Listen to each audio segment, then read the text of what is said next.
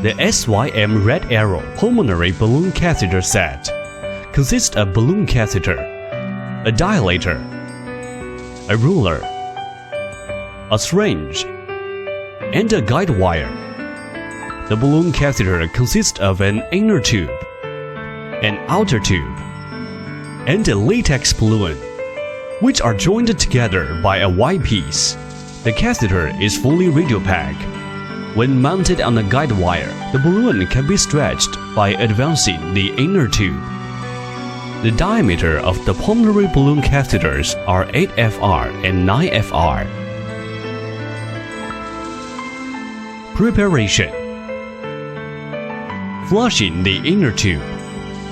Fill the syringe with the heparinized saline and flush the inner tube. Venting the balloon catheter. Connect the syringe to the balloon inflation port. Inject heparinized saline while the balloon is placed in the lower position. Inflate the balloon slowly and let the air rise up to the surface. Then deflate the balloon. Repeat this procedure until all air is removed. Unless air is completely removed from the balloon lumen, the balloon may fail to inflate up to its specified diameter. If the balloon ruptures, air embolization may occur. To prevent this, discharge the air from the balloon lumen completely. Pre-testing the balloon. Fill the syringe with a diluted contrast medium, corresponding with the required balloon diameter. Inflate the balloon and measure the balloon diameter with a ruler.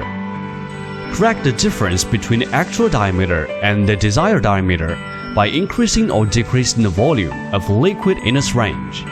It is very important to check the diameter of the balloon and the sequence of the balloon inflation. The normal sequence is first the distal part, then the proximal part, and finally the waist. Inserting the guide wire through a guiding catheter into the pulmonary trunk and the left pulmonary branch.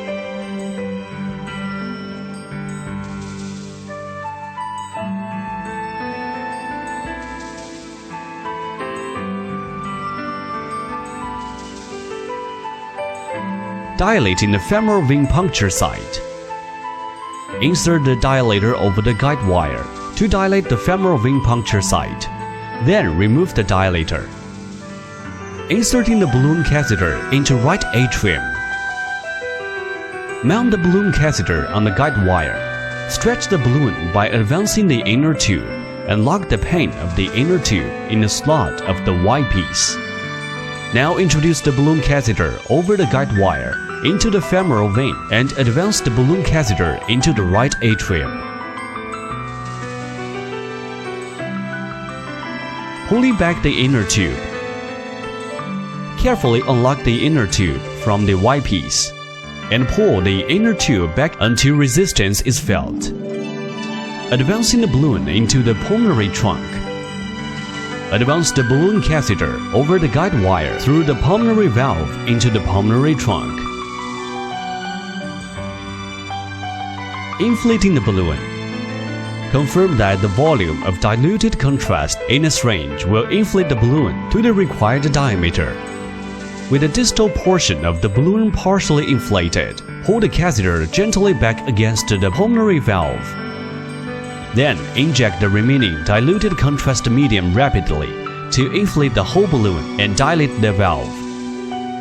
As soon as the balloon is fully expanded, the balloon should be deflated and be placed in pulmonary trunk.